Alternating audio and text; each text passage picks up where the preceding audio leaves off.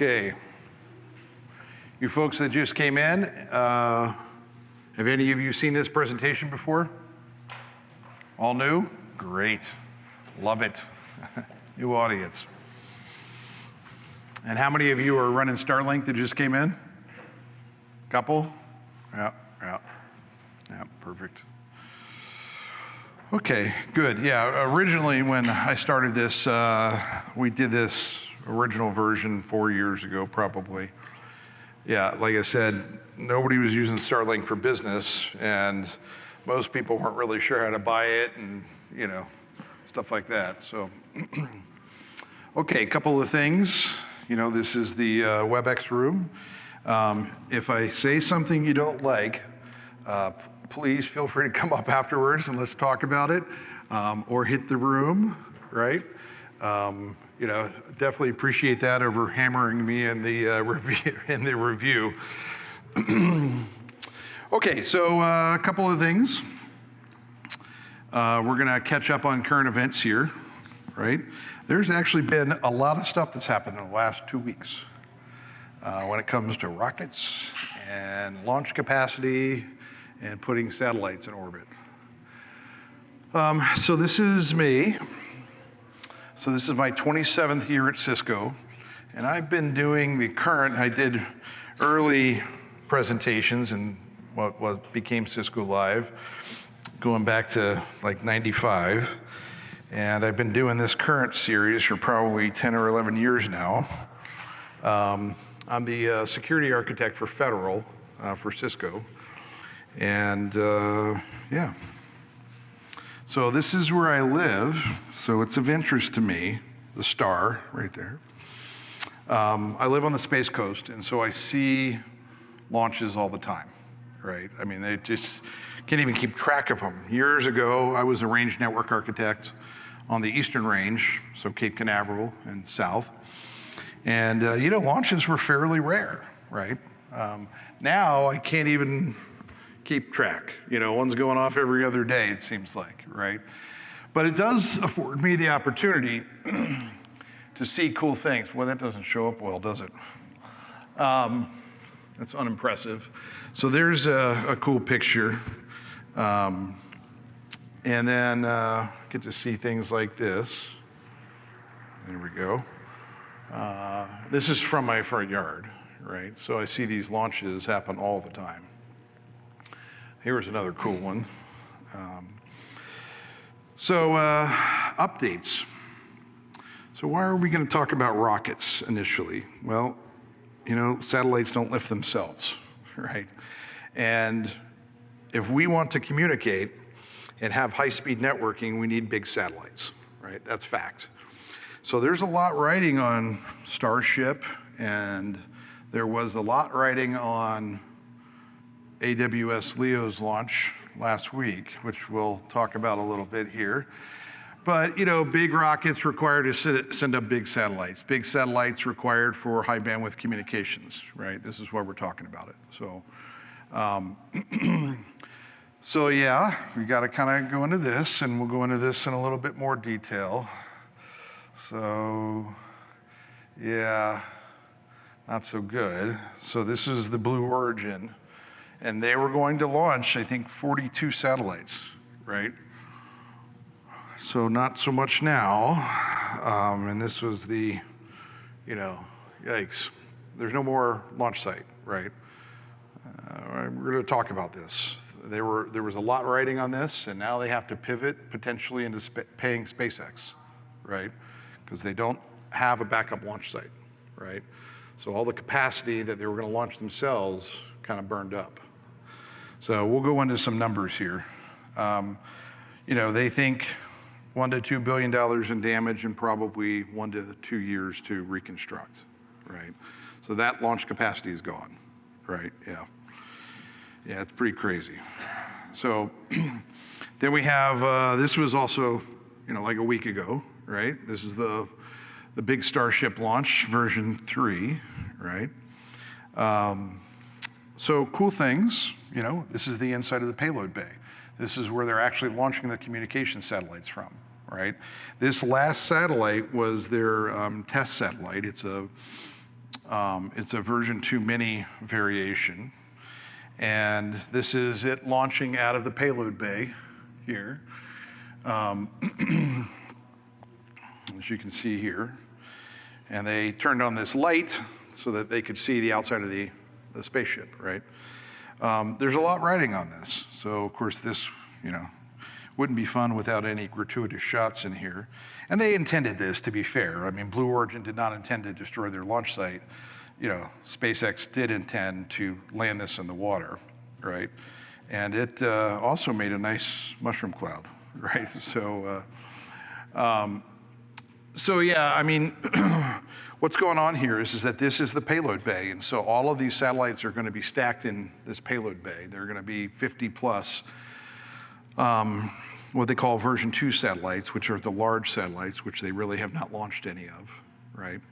And I'll show you this in a lot more detail, but this whole payload bay will be filled with 1,800 kilogram satellites, right? They're big, big satellites, which is going to be required for you to have government services, specialized government services, on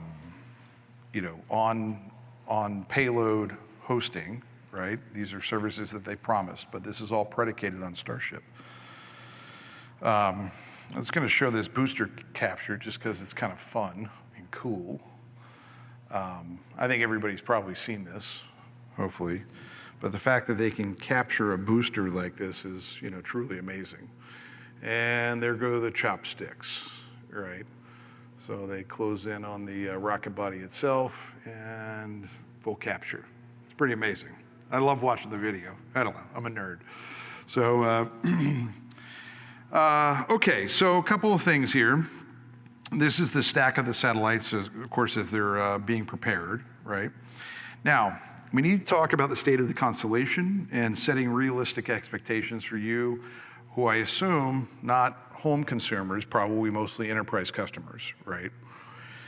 Which is kind of the goal here, is that we want to set expectations on the capability of the service, right?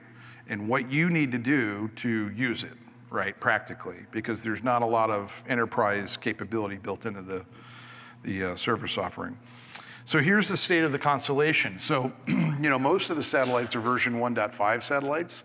They do have quite a few V2 minis. You'll notice the total constellation, 10,400, right? We were in the hundreds when I first started talking about this, and so we've greatly expanded the satellite field.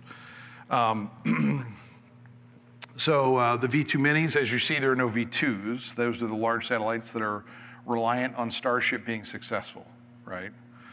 V2 mini D2C is direct to cell. I'll talk a little bit about that. That is the ability for the satellite to talk directly to the ground without use of a phased array, right? So that means that you literally get connectivity on D2C, and there aren't that many satellites up there, but on your compatible cell phone, right? So that is a huge deal, and I'll tell you why that is, because we can, I'll show you some examples. We can just use dog ears. Yeah, this has got the stadium pole in the middle, so I don't know how well that works for people. So, some recent additions, right? John and I were just talking about this at lunch. There is something called Starshield Mini available, right? So Starshield is the government service offering, right? And that's brand new capability. There's also Starshield High Speed. They make a ruggedized version. It's $4,500, a little bit outside of my budget. The regular high-speed terminal is just $2,500, right? And the service cost varies greatly on the government side, right? It can be quite expensive. So these are all brand new, just in the last month or so. The new high speed is ruggedized, by the way, right? So for Starshield, okay? Any questions so far? So other new things, depending on what Starlink terminal you have, you may or may not have Ethernet. The Generation 3 terminals all have Ethernet now, which is great because we used to have to cut into cables, right? Break out Ethernet, do all kinds of crazy things. Now we just have regular, oh, you all right, buddy? All right. Yeah, these are, he warned me about this and told me there's a stand here. So, this is a big deal because, like I said, we're going to get into this. You got to bring things with you to make the service work, right? And not having Ethernet available was a major headache, right? So, now you just got two little ports up here, over there. And they do supply inline power, right? That hasn't changed, but you do have Ethernet broken out. So that's really good. Some cool new things. I shared this with John at lunch. You can, if you have a DeWalt, if you're a DeWalt guy, I know there's a big Milwaukee DeWalt, I don't want to there is a sled for Milwaukee. I'm not getting into that. It's like FSU versus UF, So you can actually deploy a Mini this way, right? This is actually kind of brand new. I've got two 5 amp hour batteries here. This is actually plugged into a Mini. This gives you about 12 hours, right? So you can be totally remote. It sits in a Pelican for me. I throw it in the truck. And you can just hit the switch. It's on in it boots up in less than a minute, right? And you're off to the races, right? Like I said, if you put these 5 amp hour batteries, 2 of them on there, you'll get about 12 hours, right? And just so that I'm not lying, power draw, 21 watts, right? Straight from the app itself, which is really low. That's not under load though. I thought it was up about 40 watts under load. Yeah, it depends, right? It varies, right? Absolutely. This is the, unloaded, to be fair. So this was actually fairly recently, just kind of a fun example. I was up in a Jeep in Colorado and I get this emergency text from my son, call me, urgent. Of course, no cell phone signal up there, just got a random kind of in and out thing, So I fired it up. Of course, his car's broken down on the side of the road and we had to work through all that. Wi-Fi calling works great, right? So turn on Wi-Fi calling, perfect. Okay, so how do you keep up on things? So I highly recommend that you get into the Starlink Reddit group, right? All kinds of good questions in there, right? Questions and answers, right? Learn a lot that way. People come up with crazy ideas. People post on ideas for modification for things.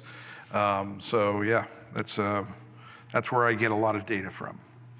All right, so we already sort of talked about what was called Kuiper, now AWS Leo, and I know this is a Starlink conversation, but we kind of have to address these other networks so that you understand, what the comparisons are.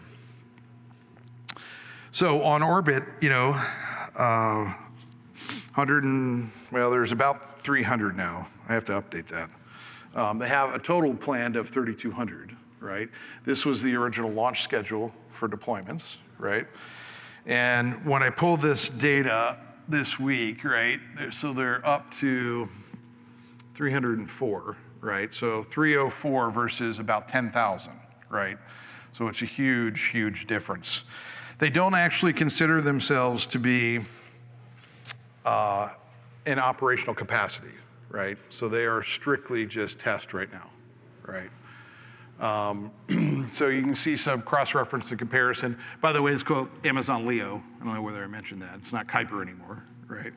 And so this is the difference between them, right?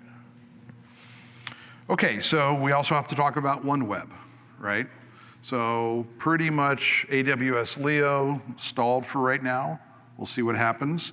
OneWeb is operational, right? This is a different capability, and I'll explain the orbits here in a second, but they focus largely on polar orbits. They rolled out an initial operating capability. They are focused on enterprise customers, right? Specifically giving committed information rates and SLAs. That is not something you can get from Starlink, right? And I'll explain that here.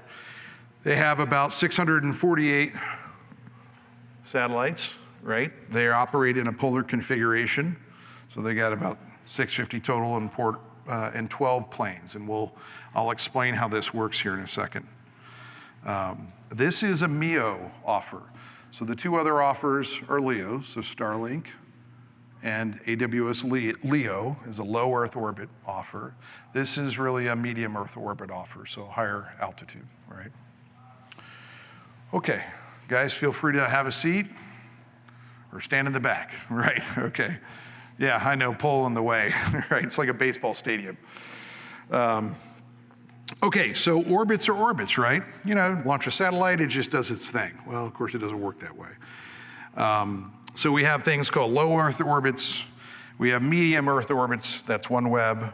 We have geostationary orbits, geosynchronous, right? And we have polar orbits, right? There are more orbits, highly elliptical orbits and things like that, but you know, we're not getting crazy here. Okay, so hey, this is Cisco Live. Why are you spending time talking about physics and orbits and altitudes and latency? Well, these are all networking terms, right? So, you know, this is an engineering discussion, not a sales and marketing pitch, right? So we start off with speed of light in a vacuum, right? There's, of course, a lot more that calculates into network performance, right? If we were just in a vacuum operating a laser from point A to point B, that's one discussion. But it is more complex, of course. We have speed of light in a vacuum, speed of light in atmosphere. We have atmospheric loss calculation, right? Called rain fade and other things in the atmosphere, right? All of that adds to potentially drop in latency. We have to calculate, we know from networking, we have to calculate terrestrial ground delay, right? So that's especially important when we're going to talk about polar orbits, right? I had a customer that just did this recently, and we were uncertain if this was going to work. It was in a very remote location. It did come up, is the good news, right? But you know, not everything has 100% coverage, right? And so you will get loss over time, right? Meaning it can't see a satellite. So orbits and networking, right? So, you know, kind of our network happy zone is right here, right? 25 to 50 milliseconds. I mean, you're network engineers, you know how this works, right? And so when you see numbers like this, that's good, right? So Starlink is about 345 miles up. They operate in multiple shells, of course. And this is, you know, your geo is your SAD network zone for certain things. I've had countless customers come to me and say, hey, so I'm bouncing off this geo shot and I need my console to go faster. And I'm like, well, it doesn't work that way, right? It's round trip, and they're like, yeah, just make it go faster, right? So there's, you know, can't do anything about speed of light. So, all right, so why does this matter? Of course, you know, this is kind of the important part. At 40 milliseconds, we can do real-time communications, clearly, right? We can clearly do voice at 350 milliseconds without people complaining too much. And we can certainly do at 750 milliseconds Jabber or WebEx or something like that, right? It happens all the time. So that's good to go, right? Now, you gotta set expectations with people. You can't do WebEx at 750 milliseconds of latency. No one's gonna be happy with that experience, right? You know, fire up your Desk Pro with 750 milliseconds of latency, right? That's just a recipe for angry people. So you probably, you know, can't really get away with it at 350 either. Because you gotta remember, people don't get into radio communications and say break, over, right? They expect normal communications, and then if you have to kind of stagger your, you know, conversation, it really doesn't lend itself to real time, right? So, so in the LEO realm, you know, we can do sort of all three of these, right, without issue. So what really is Starlink? Obviously, it's a network of satellites. This happens to be, I've done this presentation kind of all over the planet. So this is one of the slides I use because originally, Australia had very limited Starlink coverage, right? It was just in the southern cities. So nothing up north, right? Because it was out of range of a radio gateway. So when the 1.5 satellites started coming out, that's the majority of the ones that I showed you earlier, right? Oops, hold on a second. This is the one I wanted to show you. You know, we have a series of phased arrays here, right, on the satellite itself. This is the underside of the satellite. So we have a downlink antenna cluster, and we have an uplink antenna. This is what it looks like sort of in orbit. This is obviously not a real picture, but you know, they're kind of canted, right? And they're canted because it gives you an elongated radio footprint, right? So as it's coming around, it's projecting onto the ground, right? So the goal is to get to these almost all version 2 and version 2 mini satellites, and this requires Starship. That's why we were talking about this earlier, right? These heavier payloads and a lot more satellites require big rocket, right? They're behind, right? And I'm not downing SpaceX or Starlink. It's amazing technology, but you know, they had intended to launch version 2 satellites by now, right? And so, you know, things are kind of moving slower than they expected.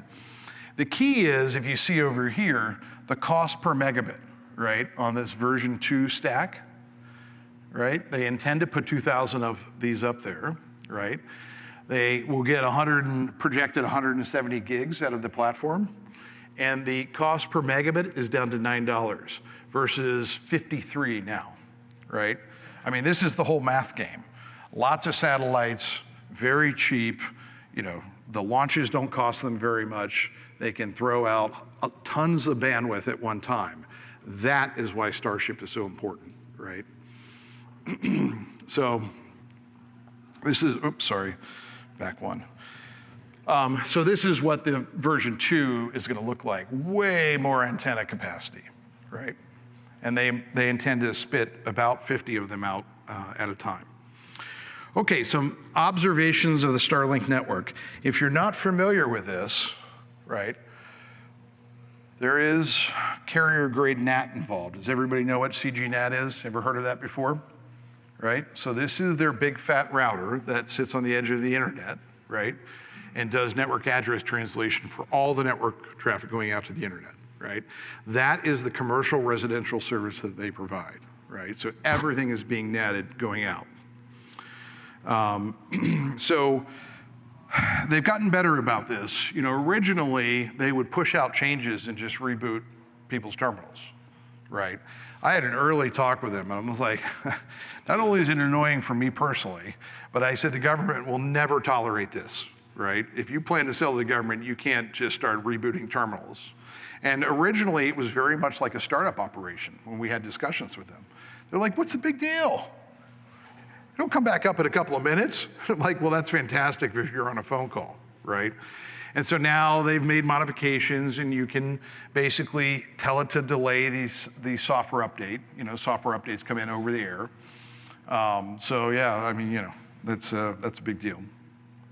And of course, the service availability is expanded, you know, marine use, aircraft use, things like that, right? So this is kind of how they work, right? You see that blue circle going by? That's literally a radio footprint, and you've got about a 5-minute window, right? I mean, they're moving fast, and they're coming in at different angles, right? And that radio footprint is literally what you're attaching to as it goes by, right? The phased array is looking at multiple satellites at one time. And it's making dB calculations, essentially like a radio switch on the phased array, and going to the stronger satellite. Literally, as one comes in, it'll transition off automatically, right? And it's very fast, okay? All right, so we have to talk about this, space lasers. So they do employ space-based lasers. They have infrared lasers on the polar satellites, and this is how they extend coverage. Right? They are expanding this in the version 2 satellites as well, right? And they are going to multi-planar operations. The polar satellite configurations are like a follow me configuration. So as they're going around, top to bottom, they communicate with each other, right? There is not laser communication to the ground, by the way, right? It's radio communication to the ground. satellite to satellite laser communication, right? If you haven't seen this, this is what a ground station looks like. This is kind of important. These ground stations, you can't just throw them out in the field, right? They have to have an optical path, right? Well, they also have to have a lot of power, right? So power and fiber, right, are the requirements. So they go out and look for optimal locations for their ground stations, both in the United States and outside, right? And, if you go to Africa, there's not a lot of fiber in the ground, so they're very limited as to what they can do, right? But these ground stations definitely have to be fiber attached. They've got, quite a few in Florida now. That's where I'm from. And one of them is just south of Orlando, right? Right along the turnpike, which is the fiber path in Florida, right? So they're not dummies. They've gone out and acquired land space, along fiber paths and figured that part out, right? Okay, so some basic networking here. Here's the deal. This is you, have to talk to this, and this has to also see the ground station. That's how it works, right? A lot of people are confused by that. They're like, I don't know, it's up there talking and stuff. Yeah, that satellite also has to see a ground station for you to get out to the internet, right? That's how that works. Okay, there's a NAT router that is included, right, in the package. It is a dynamic IP address assigned by Starlink, right? Fact. You cannot do beyond line of sight, right? That means satellite up, down. So you see what I did here? This is you going to the satellite down to the ground station and out to the internet. This is you and your buddy who think that you're gonna do peer-to-peer gaming over the satellite. That's not a thing, right? I get this a lot, especially with the military guys. They're like, hey, I want a BLOS shot from here 10 kilometers away. Okay, it doesn't work that way. It basically has to go all the way out to the internet and come back, right? Has to go out to the routed instance in their network and then come back to you. So think about that, right? There's no up, down on the satellite from terminal to terminal. Now, they have hinted that they will be able to do that in the V2 satellites, right? So that's not yet demonstrated, but that would be interesting. Now listen, in another life, I did some government satellite programs.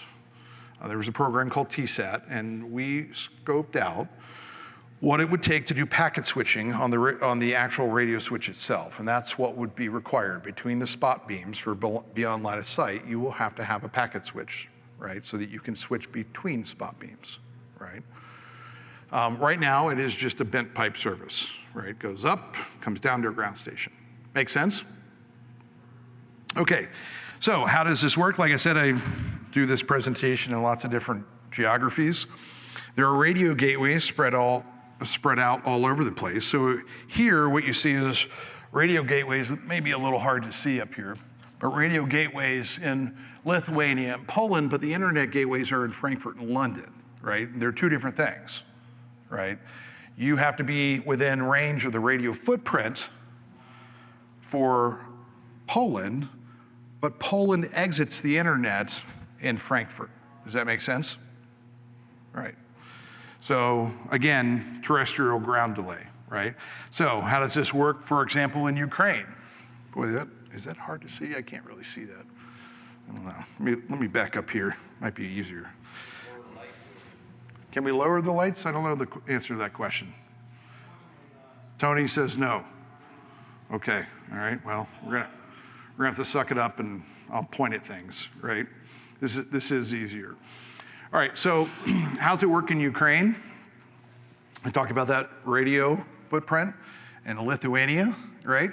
So can't reach the one here, can reach the one here from here, right? Does that make sense? Cool.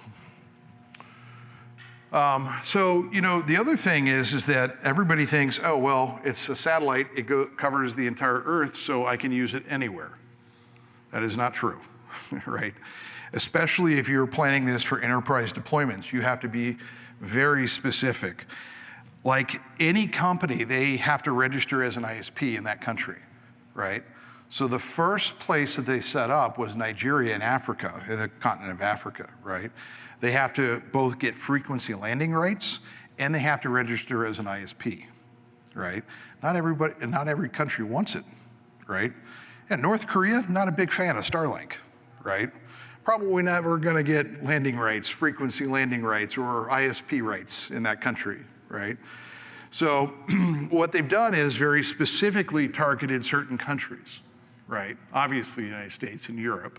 And what you'll see here in a second is that this is the expanded coverage map as things go along here. There we go. And they added specific regions. They were able to add these northern latitudes when they added polar coverage, right? Because there's no radio gateway way up here, right? There's nothing here to connect to. There's no fiber path to the internet or anything else, right? And then they were able to add these areas, like Northern Australia. I talked about that. The southern cities originally were covered, right? And then they moved up here, okay? So things that we know, dense orbital shells, extremely robust. What does that mean? From an operational perspective, they're hard to jam, right? That's a fact. And they can shift frequencies. So if they wish to use a different range, they can do that, and they demonstrated that in Ukraine very effectively, right?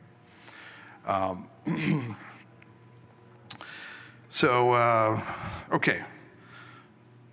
Phased arrays. Here we go. What is a phased array? Well, stuff like this, right? So it turns out the antenna is very expensive. Like they eat the cost of the antenna. Super expensive to produce. It is a phased array antenna, right? The same technology that is used here on surveillance platforms. Spy-1 radar, E2D Hawkeye, over-the-horizon surveillance, right? All big phased arrays, right? We've seen them recently used in the Middle East on the THAAD radars, right? Also a phased array, very expensive, right? So this is a breakdown. I did not do this to mine, by the way. Someone else did this. And these are the actual transceivers, right? These little chips that you see over here. These are the actual phased array transceivers on the Gen 1 and Gen 2 satellites. Okay, so we're gonna get into some more networking here. Start simple. Double NAT. Anybody do double NAT today? You know what that means? Yeah, it's kind of a pain, right? You can get around it. Now, I will tell you the challenge is that on the residential service, you cannot get a fixed IP address, right? That's not possible. So in the commercial residential service, what you get is, well, that didn't turn out well. Well, that should look like a happy router. What you get here is there's a routed IP address on the outside of the CGNet router, but it's NATed, right? So things that fix NAT problems, static NAT, GRE, highly recommended, straight NAT-T, IPv6, and TCP VPNs. So listen, originally, IPv6 was clear routed, right? I could get to it. Starlink's not stupid, right? They don't really want people hosting things, right? And chewing up their bandwidth. So they definitely limit commercial services for direct internet access, right? Meaning from the internet directly to your machine, right? They definitely want to charge a premium for that. And you can do that with a high-speed terminal, which costs a lot more, obviously. But you have to go into this eyes wide open that you've got a double NAT problem, and it may very well break your IPsec tunnel or make it not possible. Now, I'll tell you that in this case, this GRE IPsec NAT-T, I ran into this in Europe, and since then I've seen a lot of others. There are middle vendors, right? So Cisco cannot go to Starlink and get high-speed service directly. We have to go through somebody else, right? it's just not a thing that they do. So there's a middleman in between, right? These middle providers are providing GRE IPsec, and they are giving internet routed addresses on the other side of their provided router to you. So that's pretty smart, right? They're basically connecting the internet, connecting their service, and they're providing you a fixed IP address, and Starlink is not doing that, right? Okay, back to space lasers. This is important. Everybody thinks that lasers, space lasers especially, fix everything, right?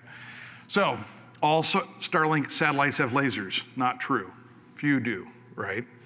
They can cross-communicate to each other in cross-orbital planes. False, right? They basically go from one satellite to the other, right? And like I said, they do not calculate multiplanar ephemeris today. What that means is that there isn't up, down, forward, back, right? So same plane, same shell, forward location, polar orbit, but they can't point down, 50 miles and hit a transecting satellite. Does that make sense? Now, they hope to do that in the future, but that requires, that 1,800 kilogram payload we talked about. You're going to have significant processing capability to do transecting orbital communications with lasers, because it's not a radio wave. It is me pointing at Douglas, and Douglas is moving very quickly, and me tracking and communicating with the laser, right? You can imagine how hard that is, right? So, a lot of people think this is going on. It is not today. And again, one of the reasons that the next generation satellites are so important, right? All right, a couple things about polar orbits, and I'm going to show you some pictures here in a second. You may not pop out onto the internet in a country that you expect, okay? You may not come out in a country that you like or want, right? And I'll show you how this works. You're getting connectivity, you're, using polar orbits and lasers, you're going to get increased latency for sure, but there's no guarantee where you're coming out, right? And some people have preferences over the country for their internet traffic. Like, it might not be a country you like. So, okay, so how does this work practically speaking? This is really important as you're planning things out. This is a polar orbit. Boy, that is hard to see. This is South America right here, right? It is, Tony, we really can't turn the lights down? No, because of the report. Oh, okay. All right, we're gonna just do sock puppets here. Hold on a second, this is not advancing. Okay, there we go. It wasn't behaving. So this is a polar satellite with inter-satellite links. And what this means is each of these blue dots here, right, are satellites, and you go hop to hop to hop until you get in range of a radio gateway. This radio gateway is here, right here, Monte Claros in South America. And you go hop to hop to hop, and your radio footprint overlaps, and that's where you come out on the internet, right? Does that make sense?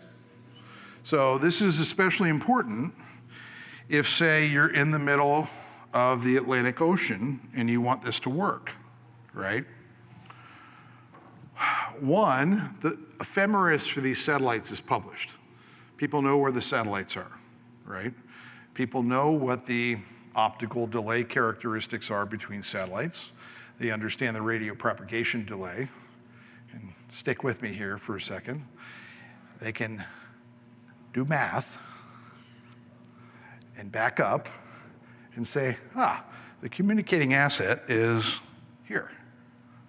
Well, if you're in the middle of the ocean and you want to remain anonymous, that ain't great, right? So some discussions we've had with the United States Navy over time about, be careful what you ask for, right? Oh, so the other thing here is that the selection algorithm is unknown for the ground stations, right? All right, this thing is having some problems here. I was wondering about that. I was in my Navy Yep, yep, way before this was a thing. But yeah, Fred's kids that are in now, right. they're texting. Oh, yeah. I mean, Well, the Navy provides some access. Right, right, you can black out on them. right, right. So there are some interesting things going on. The Navy knows a lot about phased arrays. I showed you those assets earlier, right? And so the Navy's real smart about phased arrays.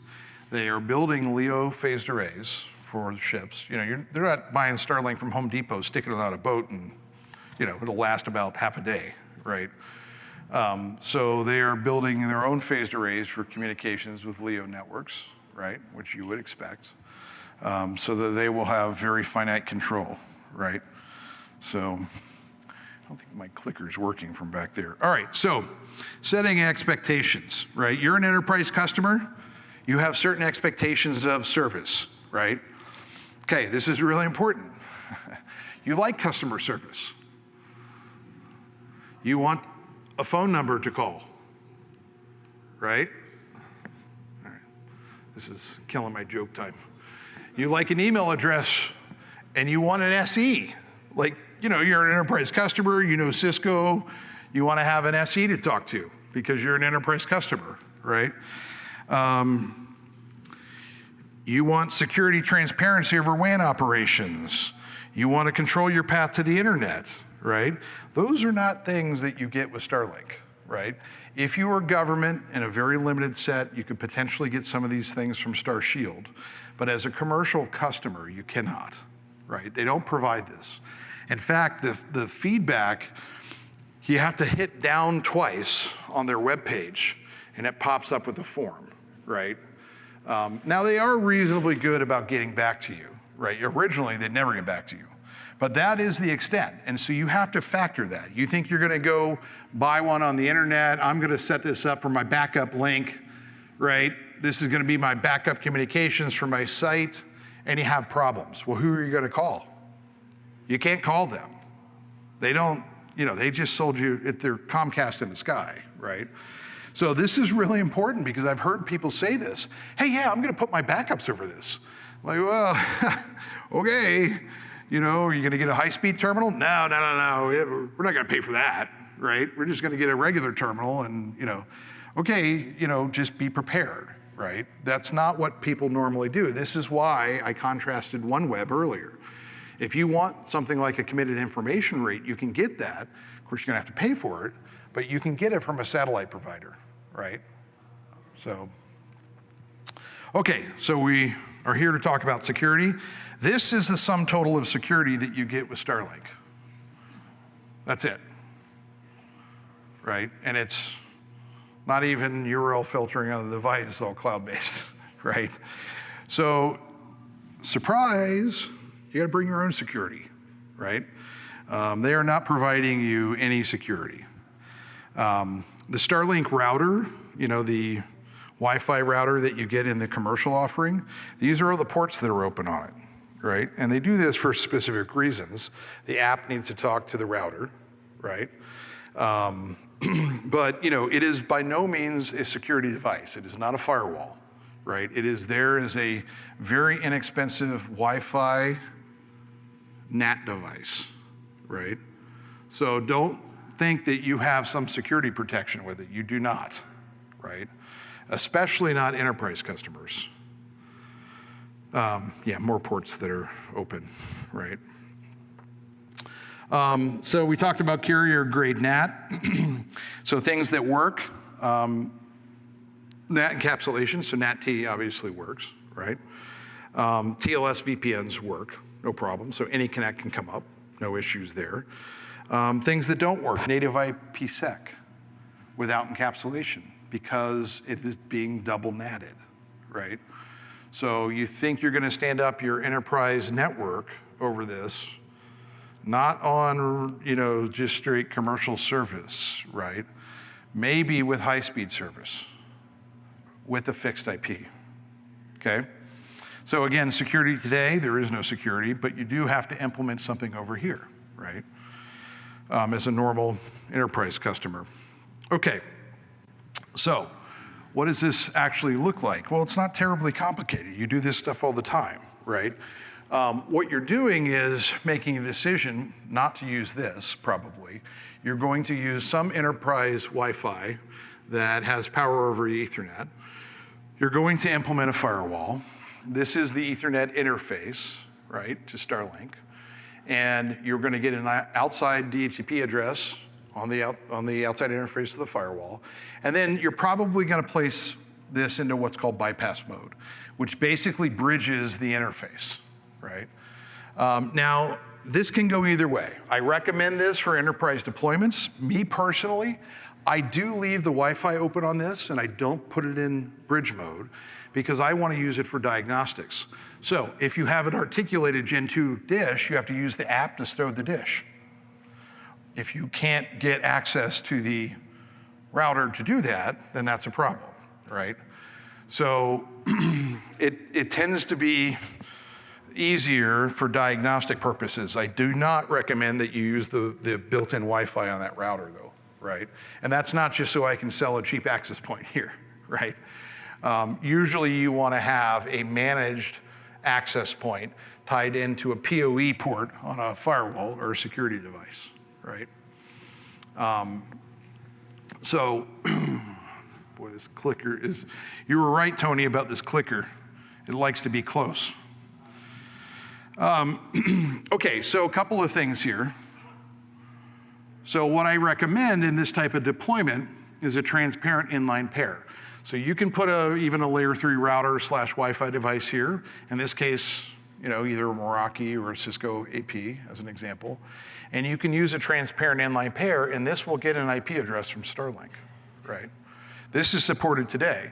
So this happens to be a Firepower 1010, you can actually, in 7.4, this was implemented, you can use Firepower Device Manager, which was not originally supported, right?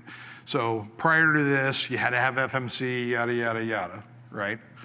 Now you can use the device manager built into the firewall to create this transparent inline pair, meaning it does not, normally it would do routed mode NAT operations, right? You can reduce one NAT layer by doing this, right? If that makes sense.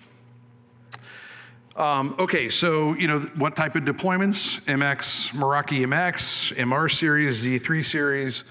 Look, I have multiple of these running. You'll see this here in a slide. It just works, right? There's no problem. You just plug it in, fire it up, it's off to the races, right? So I have multiple MXs on these terminals. So they also natively support IPv6, by the way. So not only does Meraki support IPv6 on the platform and do auto provisioning, but Starlink supports IPv6 natively, right? You may or may not care about that. I'm an IPv6 guy, so I care. So like I said, Meraki is definitely the simplest operation. And just truth in advertising, there's the IPv6 address over there on the right-hand side. And what the Meraki actually does is automatically provisions, breaks down the prefix to the inside interface and gives you DHCP v6 on the inside interface. So as long as your client supports it, instant IPv6, right? It's nice, it really is. So like I said, it is the simplest deployment option. Okay, working things. This is actually my stuff working, right? So this is my Starlink MX95. This is hard to see. Oops. With a real provisioned IPv6 address, you'll notice this is a private address, right? This is the private network address that they're giving you, right? Okay, so, hey, this ain't Cisco. So surprise, Cisco doesn't do everything awesome, right? Some things are pretty good. I am here to tell you that this is a superior product, right, for this application. Things that we don't do well. Cellular interfaces ×2 or ×4. Tell me the Cisco product that does that, right? Peplink happens to make number one, they talk to the Starlink API, right? So they obtain obstruction information and can switch from a Starlink forwarding path to a radio forwarding path instantly, right? That is nice.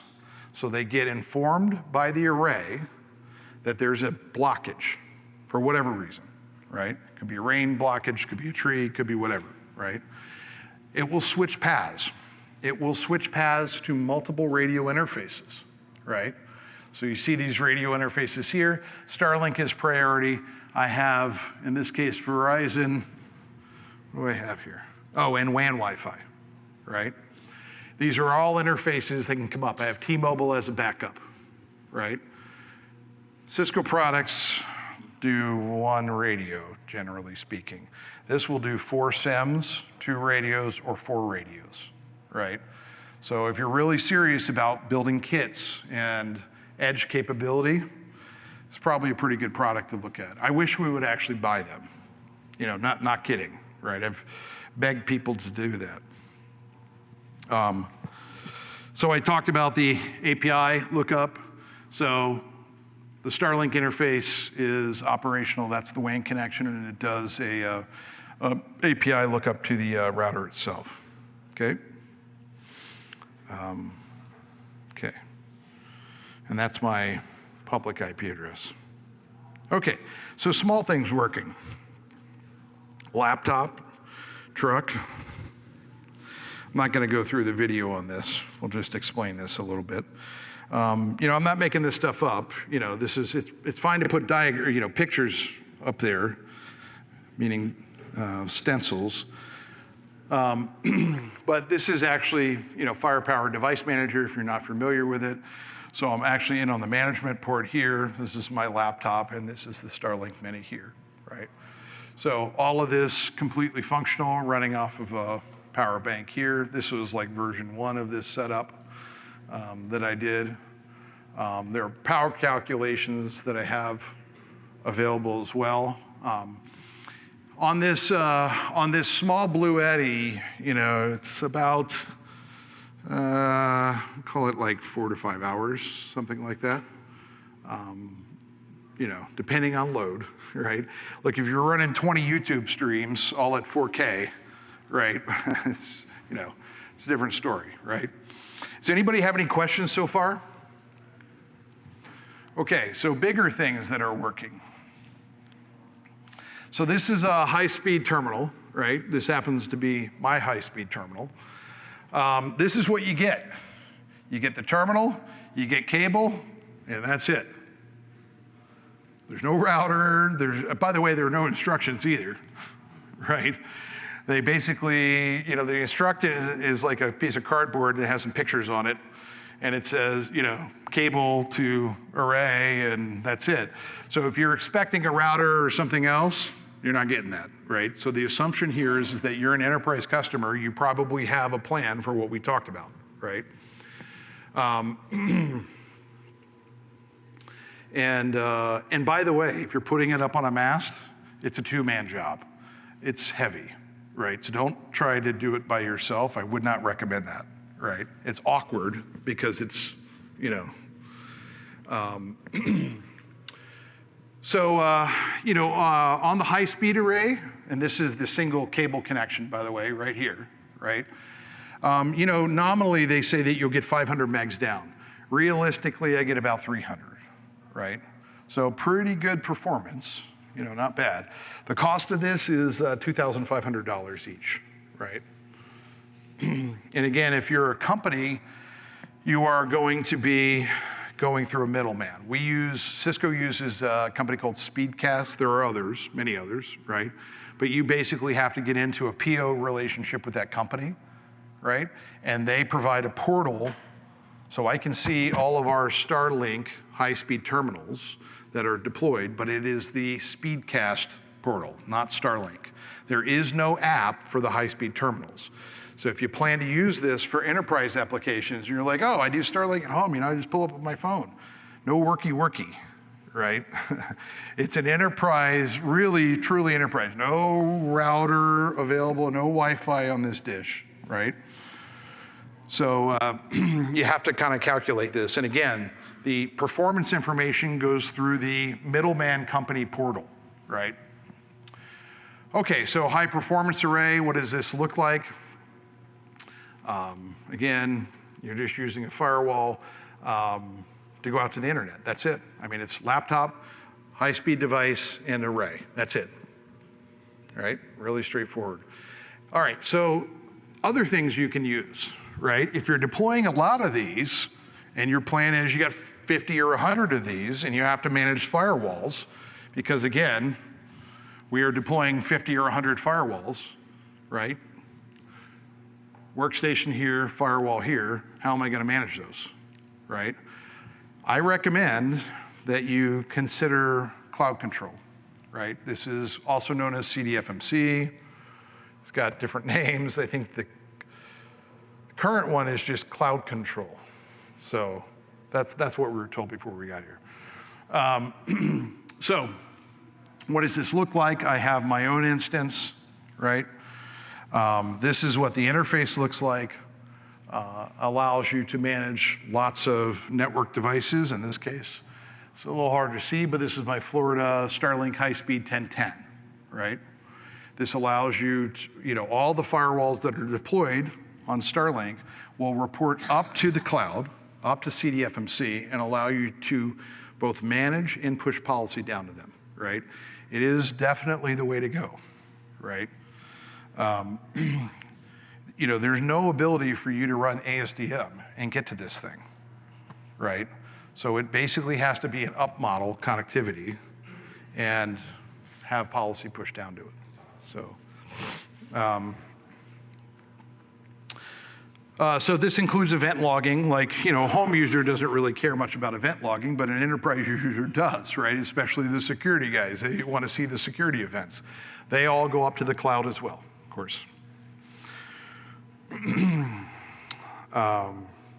Okay.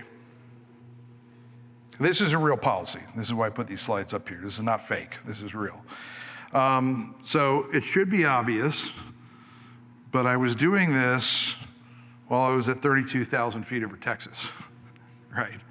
I was logged into CDO, of course, on the internet, and managing policy on my firewall. Where's the firewall? Back in Florida.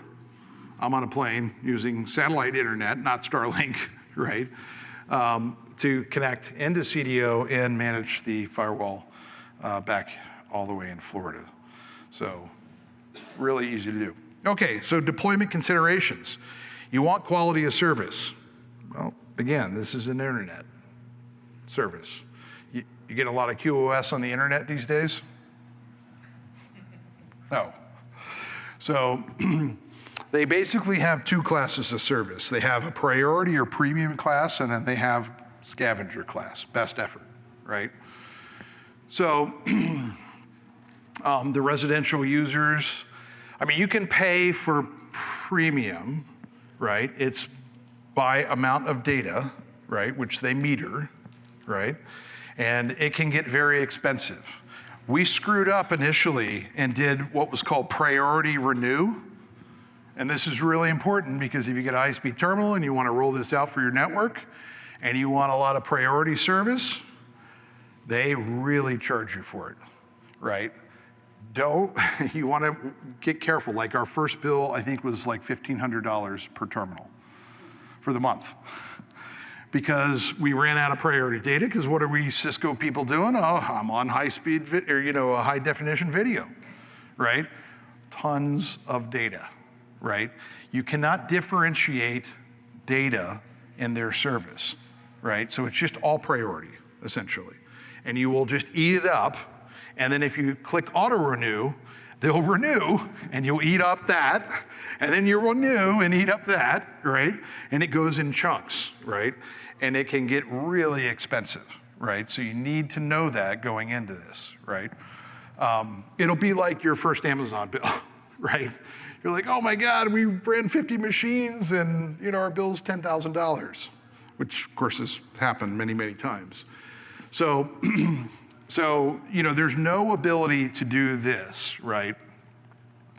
Where you can pay for different classes of service. You basically get best effort or priority, right? Okay, so deployment considerations. Look, they only sell certain size cables, right? If you have a 300-foot requirement, they don't sell a 300-foot cable, right? So that's a consideration. There is power in this cable, right? This is a waterproof connector. You must have one of these. They do not give, right? So if you think you're just gonna go slap this sucker out on the grass and it'll be good, no. I can tell you what happened. It happened to me. I had moisture in my connector. Guess what burned up, right? And there's enough power that it jumps the pins, right? And literally melts the connector, right? So you have to make sure that if you're building a bigger cable, right, that you have to have waterproof connectors. Like a lot of people say, listen, I need to string this out 250 feet. Well, you can't get a 250-foot cable from them, right? That means you're gonna have to get two, right? String them together. Or you're gonna have to make one, right? Which is also possible. But the key is, don't forget this part. I took this out of this slide deck. There are hidden slides in here. There's a whole section on grounding, right? If you're in lightning-prone areas, you need to ground, right? And there are sacrificial ways to do that. Okay, so decisions. We talked about this already. I'll just skip. Another deployment consideration, high-performance terminals are 22 gauge, right? Again, if you think you're gonna make your own cable, you need to have 22 gauge connectors, right? They're Cat 8, 22 gauge RJ45 shielded twisted pair, right? So what you'll see here is shielding, right?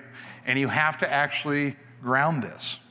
Everybody remember shielded twisted pair? Remember there's foil in there and there's a wire, right? That wire has to make contact, right, with the connector, right? These are metal connectors. If you're grounding a fixed installation, right, you have to do this part. Otherwise, no connected ground, right? And you have to have 22 gauge connectors. You can't just buy Cat 6. We know because we tried to do this. We're like, we're in the middle of a deployment and, oh my God, where are we gonna get Cat 8 connectors, right? Okay, so some other interesting options that you may not be aware of. Cisco makes this thing called an IR1101. Anybody heard of this? Yeah, good. Yeah, it's a good little product, right? But as you know, one radio, right? So as long as you're cool with that, but it's SD-WAN, runs current software, so you can run 2018 on it as an example. 802.1a Brksec, right? Which is surprising. You run IPsec on the WAN interface, right? So it runs current software. It's a really good little product. The other cool thing about this is that it actually runs the current radio that does direct to cell frequencies, right? So this radio part number here, the LTEA7NA North America, that is direct to cell compatible with T-Mobile, right? So why does this matter? You see these connectors right here? So normally, how would we connect our Starlink? Over the Ethernet port to the phased array, right? Okay, that's not how direct-to-cell works. There is no phased array. You are coming down to a cell phone antenna. That cell phone antenna plugs in here. These are the dog ears that stick up, right? So your DTC connection, does everybody kind of follow me on this, right? Your DTC connection is to these interfaces, not to the phased array plugged into the Ethernet port. That doesn't exist, right? So what's cool about that is that it's very low power consumption, right? You can deploy this on a battery with the solar array. The solar array during the day charges up the battery. This router can be, if you put it on a timer, and we've already done this, boot it up in a very short period of time. You can transmit data, shut it down, right? And it all goes over cellular frequencies, right? Straight up to the satellite. Now listen, this is not 500 megs down. This is in the megabits range, right? But it does not require a phased array. One, phased arrays require a lot of power, right? Two, they're very visible, right? This you can hide anywhere, right? In a very small container, right? So, all right. So first of all, don't be too judgy here. I'll show you what I mean.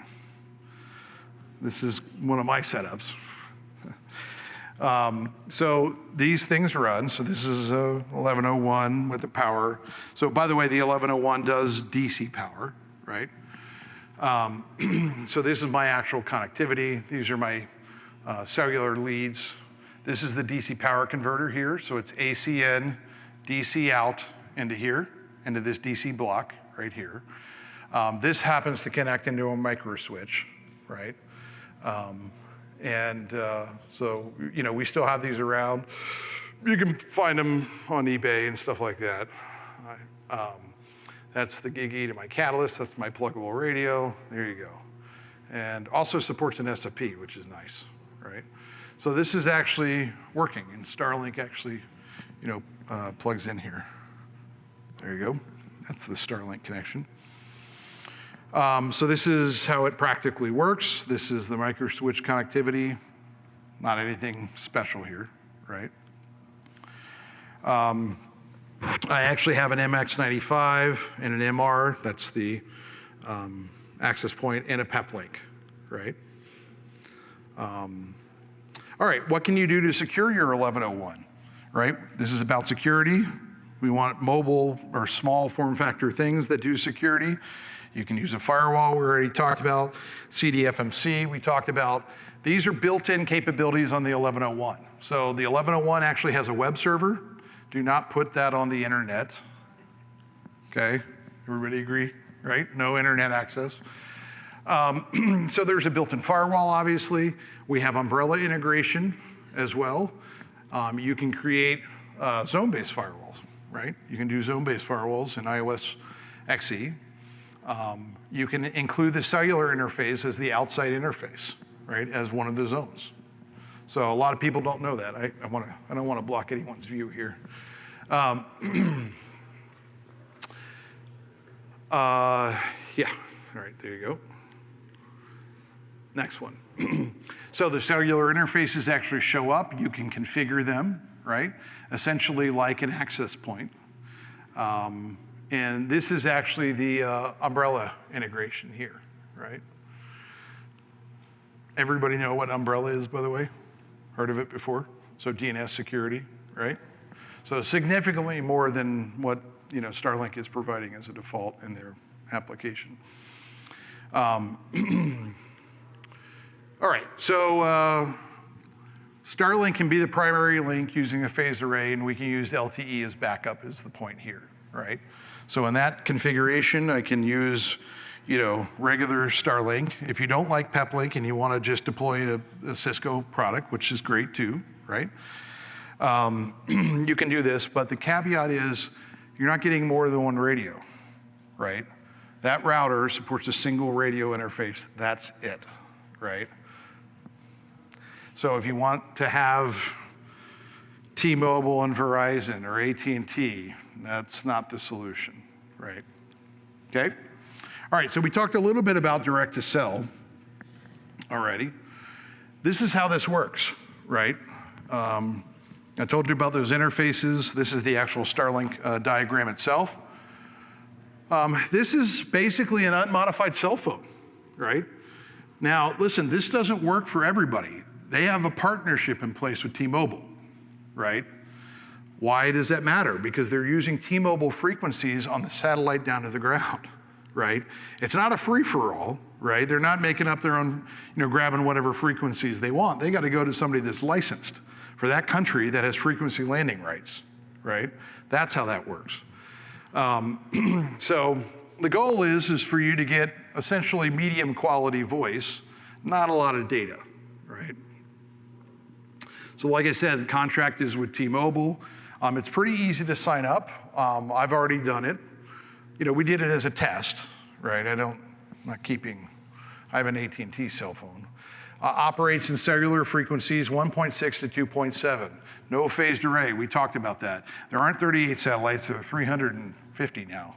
But they are launching more each week. Why do these frequencies matter, right? Those are cellular band frequencies. Anybody know? 44 gigahertz is very visible, right? If you're trying to be not visible, then you don't want to use weird frequencies with high power outputs, right? You want to look like a cell phone, right? That looks like a cell phone. It is a cell phone, right? So, yeah, right. Let me tell you what happened originally in Ukraine. I'm not getting political here at all. Originally, they sent in 4 terminals, right? And the Russians used very cheap software-defined radios, and we're going like this. Because the only one transmitting at 44 gigahertz is clearly leadership with Starlink, right? So the solution to that, as they immediately realized what the problem was to flood 4,000 terminals in. Remember when that happened? Boxes and boxes and boxes and boxes. And then you couldn't find out who it was, right? Because there were so many Starlink terminals everywhere. That was the only solution, right? So this is significantly more covert. This allows voice and data transmission of these frequency bands, right? So it's really attractive, and they are building the network up quickly, right? So, we already talked about how this works. I'll just kind of skip through some of these. What's the beam radius on that on the ground for that LTE signal? Is it much less than the array? It has roughly the same radio footprint. It's on the same satellite in the same orbital sphere, right? Just a Different frequency going to the ground, right? Satellites still moving the same speed, still inclination, right?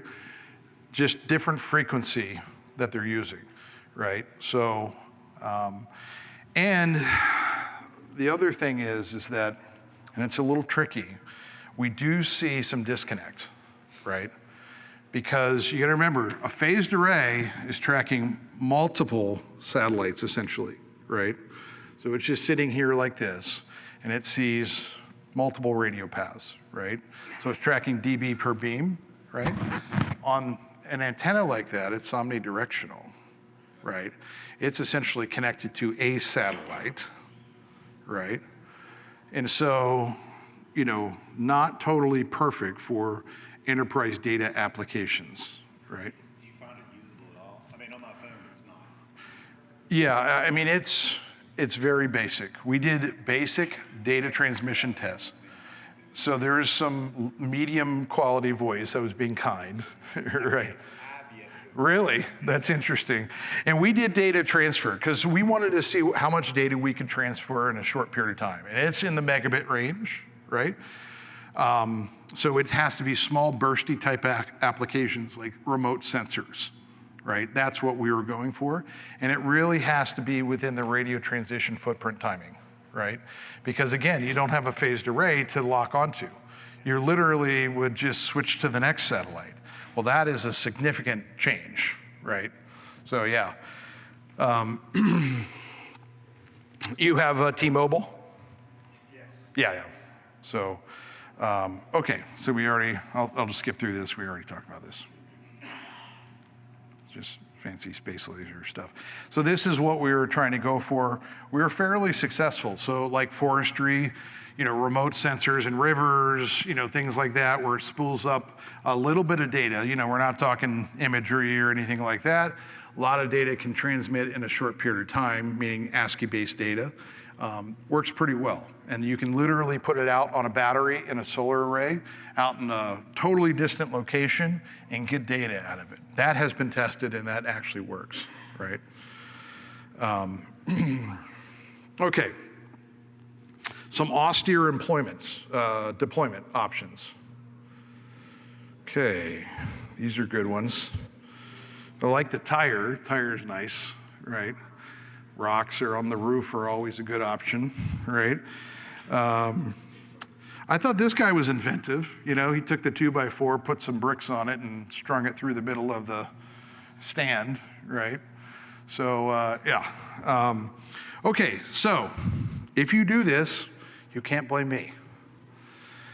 There are third-party modifications out there, these dually products, right, that allow you to do inline power insertion, right? So you can, you know, depending on the version of the terminal, you know, there are a lot of version 2 terminals out there. You can inject power on your own, right? By the way, they do not use standard PoE, right? If you go use standard PoE, you will burn something up, right? The pinouts are available on the internet. So this is a test that I did. You know, I was, in this case, getting about 500 megs down, 64 megs up, as you can see in this test.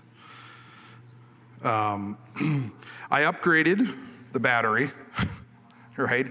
Went to a much bigger Bluetti, right? You know, I was pulling down, in this case, it was initially 400 watts, but this is my setup here. So basically, if you know, first of all, if you're doing solar and batteries for these things, it's way more power than you think, right? And you want to oversize, especially if you want to get between solar cycles, right? Because you may not have optimal sun the next day, you never know, right? So you need to way oversize, in my opinion, about double what you think, right? You've got to have a lot of buffer available for, you know, the next day it's rainy and crappy and you don't have any, you know, so if you want to maintain consistent communications, right? So I say a minimum of 1,000 watt hours between solar cycles. The Gen 2 consumes between 40 and 50 watts. That's without snow mode on, right? 200 watts of solar will recharge in 4 to 5 hours of direct sun, right? We have done 24-hour remote sensors, right, that are deployed. That is doable, and it's not crazy. You're not putting up huge 200-watt, you know, cells. Yeah. So once an hour, yeah. So, and the router's not running the whole time, obviously. Can't let that happen, right? There's a timer that runs. It literally turns the circuit on, the relay on. The router comes up, right? Starts transmitting, you know, as soon as it boots and everything, which is a couple minutes. We gave ourselves kind of a 15-minute window, right? And then shut it off. So for 45 minutes, it's not running in each hour, right? So we're running some percentage in that 15-minute window. And it's enough to transmit a small amount of data from sensor packages up, right? But you can literally go drop these in the middle of nowhere. Well, if you do that in the middle of nowhere, I'm assuming you space out the timing? Yeah, for sure, right. You mean in terms of? Because you have no visibility for that 1 hour. Right. Next time I tell you. Right. So, okay. So how do you debug these things, right? They don't give you really any tools. You know, there are no advanced network debugging tools on these. So fortunately, there is the internet, right? And there are a lot of tools on the internet, and you can get a ton of debug information, literally by just running this Python script that pulls all the history off the device, right? It's an API interface. These tools can run in a Docker tools repository, so you can literally just run them on your desktop. It'll interrogate the router if you have it available. You do have to use the router for this, right? The included router. So remote connections, you know, have you ever wondered how you can see the statistics on your Starlink, but you're not attached to the local Wi-Fi? That's because the array is phoning home. Starlink, are storing all the data in the cloud. You can see it remotely, right? You know this because of this little guy, right? So you can actually see the status of things remotely. Just the array, not the network on the other side, right? Also, I think this is still working, right? You can go to port 80 on the local router and get statistics, and you will get effectively the web page of the app. So just like what's on your phone, but it's on a web page, right? Okay, so things that I have running, we got 10 minutes left. This is actually functional, right? So this is mobile. I have this, wired up, and I put this up on a pole. This is cellular right here. This is Starlink. It's a Gen 2 articulated, and this mast goes up. If you want to do this, Harbor Freight. That is a retractable aluminum flagpole, right? It works perfectly, right? It's like it was made for this. I don't know why Starlink doesn't include this as an option, right? But you can literally take this, and each of these sections go up. So you just lift it, twist it, lift it, twist it, lift it, twist it, and get it up. It'll go up 20 feet, right? So it works perfectly. This is so coming out of the router here, Wi-Fi and cellular leads that go up to this multi-antenna right here, right? So you can both transmit Wi-Fi and have cellular backhaul, right? And Starlink data this way. Make sense? Okay, I'm losing some folks. So SD-WAN, this comes up a lot. Can you use SD-WAN with Starlink? You betcha, right? This has been proven out. We have a lab. We've done multiple lab tests. This is the actual lab. So Tom Kunath actually built this out with Starlink. You'll see this is the Starlink Redmond, Washington location. We shipped them an 8300 series router so that we could do testing on this, right? So, like we already know, carrier grade NAT for residential mobile plans, right? High performance array is given a public IP address. It's a routable IP address. It is not static. It is a DHCP 5-minute renewal, right? So don't be thinking that you've got a, forever IP address and you turn the power off on your Starlink and walk away. It will not be the same IP address when you come back, right? So this is the actual reference architecture design that we did with them. All of this was tested, right? Every single piece in here. Here's the SD-WAN configuration. Everybody always complains I never put configs in my slides. Here is the actual SD-WAN configuration for the Starlink router that you can follow. Can it be registered with like a dynamic DNS? Yeah, you could do something like that potentially, right? But generally speaking, ideally you want a fixed IP address, right? Generally speaking, that doesn't change, right? So you have a static IP. It's important for certain security configurations, right? As long as these don't power off, and by the way, Starshield, if you're a government customer, does provide a 1-year DHCP lease, right? So it's not a 5-minute lease, it's a 1-year lease for Starshield, which is effectively a fixed IP address, right? So if you power it off for 11 months, come back 11 month one day, turn it on, you'll have another year, right? If you wait longer than a year, then I guess you'll have a different IP address, right?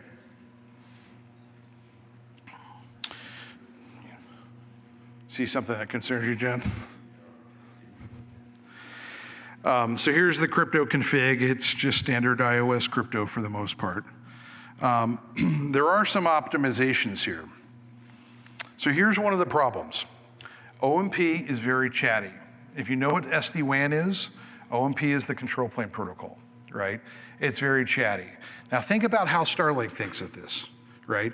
Cisco and their SD-WAN, chatty SD-WAN, goes out and deploys all these and eats up all of our bandwidth, right? Now this is not priority data probably. They don't like that, right? So and in fact, they had a lot of concerns about deploying these in large scale because it could eat up available bandwidth that they would normally want to use, right? They have finite bandwidth constraints. So we basically had to play with OMP and reduce the BFD overhead by 50% per tunnel for them to agree to this, right? It changes the characteristics. Here are the timer controls here. And this was kind of a requirement. They said, hey, listen, we don't want you deploying 10,000. We know you, Cisco. you have customers and they might try to deploy 10,000 of these.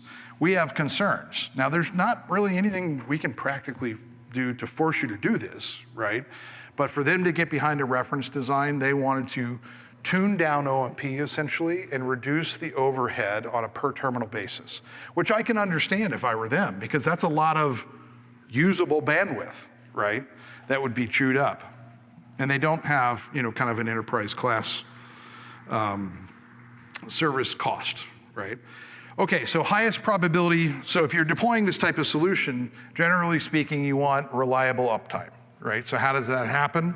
We talked about multiple radios earlier, right? So LTE router, left the brand out here, but you can guess. We have multiple modems here with multiple providers, AT&T, Verizon, and we have a Starlink path. This is obviously going to provide you the highest probability of uptime. If there's an obstruction on the Starlink path, you'll fall back to the active cellular connections, right? So highly recommend this. There is a concept called smoothing. Has anybody heard of that? Okay, there are some cool tricks here. By the way, it's not something that we provide. You can do a best packet game. So if you use a version of this technology where there's effectively a router, a software router in the cloud, they will spray packets out across all the interfaces, right?